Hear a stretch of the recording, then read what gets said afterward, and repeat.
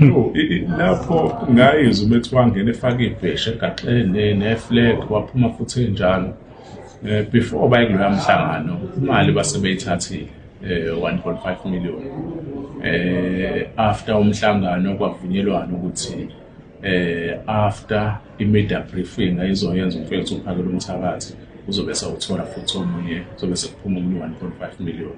Ingakho-ke ngibethiwa ngene efaka ibheshu waphuma efaka ibheshu ngisho ukuthi uyayichaza le ndlela yakhe kodwa imali ayingenanga kwi-bank account wayithola nje kucash. Ngokukhuluma nge-media briefing ukhuluma ngale ayibambele workshop. Yes, le ayibambele workshop nani Futhi imali bezoyithola after yona.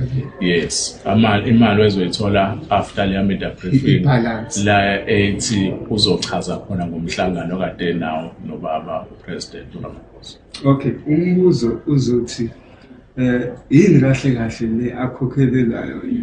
Iyona into ekumele siphendule kuyo, ibona into ekumele besiphendule kuyona ukuthi le mali kwakuyani.